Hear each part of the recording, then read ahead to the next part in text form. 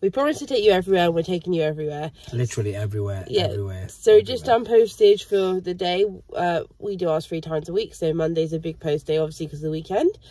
And it wasn't bad this week. Yeah, we just done our admin and Monday boring Work stuff.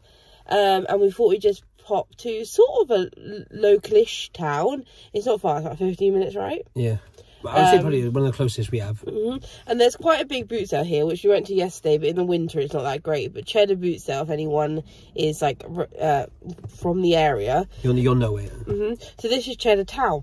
So it's just a little bit further up. There's only a couple of charity shops, so it's probably going to be a little short video. We might find something, we might not find something. We might even add it to something else. But we'll try and crack out some knowledge, and hopefully it'll be helpful for someone, even if we don't find anything for us. Someone. Yeah, no, you're right. One person, that's all we need. That's all we need. No, it's true.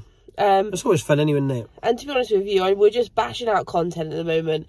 And if you watch it, you watch it. If you don't, you don't. It's totally cool either way. Or binge if you like. You want to watch once every, I don't know, in a blue moon or whatever. That's my point, though. When I find a new reseller, like I know I've been living under a rock, but I found Hairy Tornado, the American reseller. Oh, yeah. And to be honest, he's got thousands of videos, so we just watched it straight for like a whole weekend, right? Yeah, and to be honest, like it's if you enjoy it, you enjoy it. That's There's it. nothing worse than finding a new reseller and there's no content, and you have to wait a next week for one, and you're like, yeah, that is true. That is true. It's like being an addict, isn't it? Anyway, so I'm addicted to reselling. So we're just gonna pop into these ones here. Austin's got his doobly bob on, and we'll see what we can find or knowledge bomb you with or something. I don't know. We'll give it a whirl.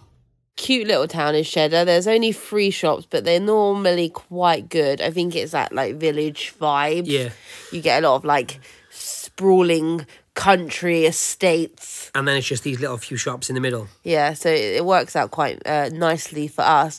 And these are the villages I like doing. If you're thinking about like taking a little road trip, picking or whatever, I would pick a place with those little villages with those little charity shops. Yeah, that's a good point. Because you'll normally find, like, if you go to ones in like affluent areas, it'll be the only drop off for, you know. Yeah, that's true. So it's yeah, you're right. Clothing. So this shop, actually, I just can mention this quickly. I asked someone in one of the other videos about flickering with a light, and this is the last video, fingers crossed, you'll have flickering in, because someone kindly told me how to change my frame rate. I think that's what it is. I sound really technical. Yeah. I think that's what I changed. And fingers crossed this will be the last time. So apologies for the flickering on this one, but it will not happen going forward. Also, if you see any like toys or hard goods that we missed, put them in the comments, because I want to learn things. We know some basics about toys. We kind of did a few little bits and pieces when we first started reselling in general, but I think it's one of those things like we do clothes that if you know, you'll see something and be like, oh, that was such a mistake, that was worth 50 quid or something, you know? Yeah, is that all you have to say on that? That's all I have to say. No, we pick things because of like nostalgic value, and normally if there's a nostalgia value, there's normally a value. Yeah. In most cases, I mean, not in all cases.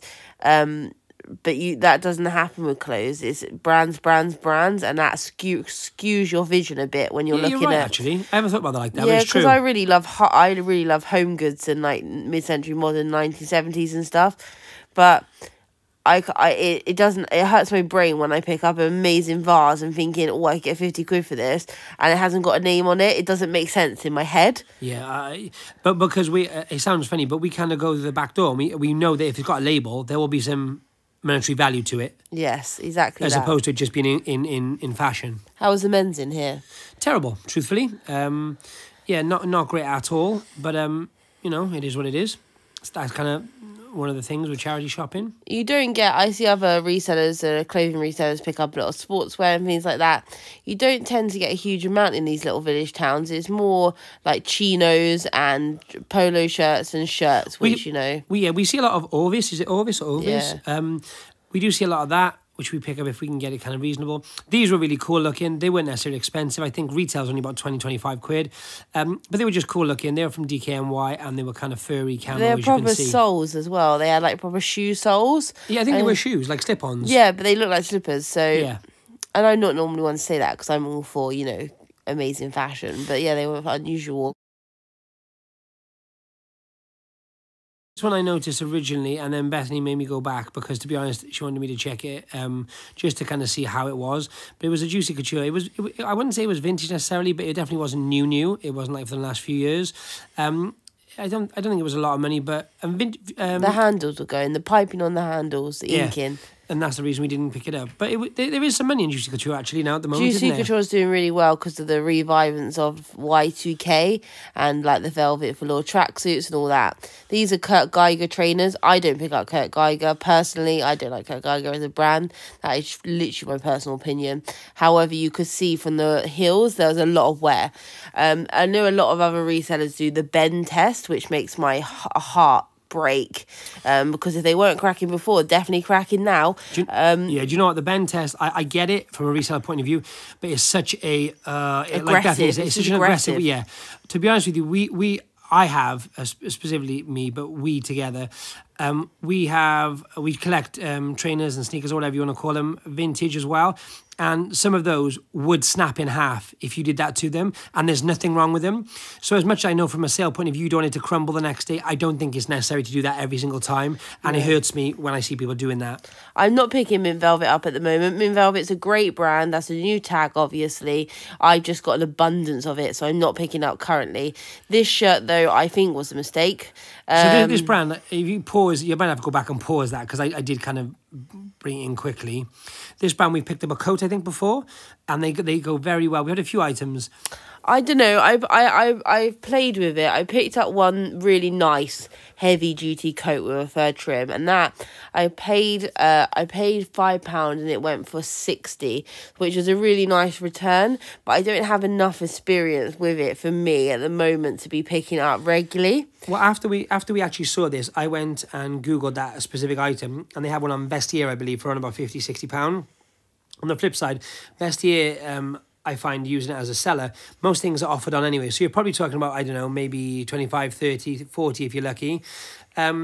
So although there's good margins in it, to be honest, it was such a specific item. If it was I don't know, it was really nice. It was nice. I think going into spring as well, you have to consider like spring colourings, flowery, florals. People start getting in better mindsets and moods, so they start buying like brighter items. Yeah, you're right. That's definitely a spring kind of summer vibe, I guess. I think, to be honest, looking back now, it's probably something maybe I should have picked up. Next one. This one's a bit smaller. It's like I quit a cottage charity shop because they're like in houses. They're not, but it used to be a house at one point. Yeah, it definitely was. Yeah. Before they put the carpet tiles down, it used to be a house. Lovely teapots there. I thought you were going to speak then, and then you made me not speak, and you made me I feel like that's it's a very aggressive way of covering it. But you carry on, my dear. What were you going to say? I can't remember now because you ruined it, haven't I? You ruined my flow. Sorry. What I was going to say was some of these charity shops, especially the smaller ones, honestly, when you go in, like this is the men's section, guys. There's like, I mean, you might find smaller men's sections, but there's literally, I don't know, 20 pieces or something. It's so hard. I don't know if it's just where we are or across the board. Oh, Bethany's found something. Oh, yeah, these are cool. You want to describe these for us, Bethany? Oh, are you going to let me talk while you watch this? No, I'm not. These are... No, go on. These are Ralph Lauren. I don't pick up a lot of Ralph Lauren for obvious reasons. However, these are some really super cute Y2K, early 2000s tortoiseshell sunglasses. That sort of like a small oval shape is really fashionable at the moment. You know, Versace did a lot of them, etc. brands like that. So if you find a good brand on those sort of like cool, smaller sunglasses, they sell really well. And they were really nice. They were tortoiseshell, and they had like a little gold Ralph. It just says Ralph on the side, which I think is really nice. That's the brand of the glasses, yeah. Yeah, they were £2.50, and I'm probably going to start them at about £75, and I'm going to probably market them hard on Depop because it's just that sort of crowd of cool kids. You also have a case, which the other thing is sunglasses case. If you see them cheaply for designer brands, pick them up 50p a pound. Because then if you find sunglasses, that makes the whole bundle a lot more kind of sometimes online. Sometimes as well, if you go in TK Maxx and buy yourself sunglasses or buy sunglasses in general, you get a case. Now their cases don't always match the sunglasses. However, if you go in TK Maxx and you find Gucci or anything, ask behind the till because they keep them upstairs so they're not stolen. But regardless, that's a really good point. When I buy a pair of sunglasses and they haven't got matching to the ones I'm buying, I'll pick up a popular other brand in case I find some pre-loved, and I'll just store the case in case I find something. Yeah, basically what you're saying is TK Maxx's guideline is you can have a case if you buy sunglasses. So make sure you ask behind the desk if they have any. You can take a luxury a case for sure. We've done that multiple times. They try and match them up where you can. So, like, you can't just go to the till and say, can I have a Gucci case if you're not buying Gucci? No. They try and be a bit more strict with it so that you can have matching. But with the ones that are just in the bin at the end, you can pretty much, if you're buying a pair of Polaroid sunglasses, you can take a Christian Dior case. Yeah, for sure. They normally don't mind. What I was going to say as well, when you first started the sunglasses, I almost interrupted you. But what I was going to say, well, first there'll be a change, wouldn't it? I was going to say, it makes me smile because every time you describe an item, it's an eBay title. These are a Y2K, Ralph Lauren, I know. Tortoiseshell, blah, blah. It's funny as well because it's a reseller thing. Yeah, because I read other people's titles sometimes, and I'm like, no, that's not a title because I have it in my head that I do the name of the brand, the style or time era it's from, if that's a poignant, the color, the pattern, the shape of the item, and then the item at the end. So it will be like PREOWNED 1990s black shirt shift dress, UK 12, and I'll put the size, where sometimes people put the size at the beginning and it hurts my feelings. On the screen right now, the red shoes I just looked at were Crocs, which was really random. They were kind of rubberized as kind of Croc material is, with bows. I'd never seen that kind of style before. They weren't necessarily expensive, but once again, I think the best thing to sell from Crocs are genuinely Crocs. Correct? Yeah. I mean, Crocs are really, like, the last, like, half a year, they've been quite popular with the youngsters. They become cool again, almost. Yeah. So I would pick them up if they're cheap enough, but to be honest with you, it's not my shoes. This little shop is the most, like, unorganised, without sounding rude, unorganised, just heap of a shop. They always have good stuff. I love these shops. So any pickers close to us, just go and check it out because you'll get something, I'm sure. Or maybe don't. Let's just leave it for us. Yes. Don't tell them where it is. You already did. Mm-hmm. Yeah, we found some really good items in here in the past. And today. And we do today. But it's always worth a rummage in these shops. I'm not a rummager. Austin is the rummager of this household. I am. Yeah, you're a digger. I'm not a digger. I'm a scanner. A skimmer, if you will. Yeah. But it's always worth looking in these shops because they literally just put it's a purse. It goes in the purse box. Oh, like this one. To quote Chatty Pete, this is a banger. This is Bethany. Oh, I thought you were going to say it's a Nicole Fari jumper. It's men's, which is one more appealing than ladies. Sorry, ladies. It's got those really cute leather buckles on the top. It's got that cow neck, which is nice. And it's I think it's a cotton knit, isn't it? Chunky cotton knit. It was like £6, I think. But it was Fari by Nicole, and it was nice. £4 it was actually, Austin. £4, there you go. This is a lovely piece of tat. No, this is It's a non-authentic Chanel. Obviously. Now, interesting though about it, I hope we get closer, is that is the tag itself. I wish I'd bought it to like analyse it for you. Yeah, I agree. The tag itself, the CCs weren't interlinked. The CCs should be interlinked and they were separate. So it was like two C's back to back. Yeah. Now, what Austin's looking at now... which is really strange, actually. ...is a high-end label, but it has been sewn into this fake Chanel garment. That label is relating to like pieces like Moschino and Versace, and they put it in a Chanel, which is incorrect. What Austin has here is a Kate Spade coat.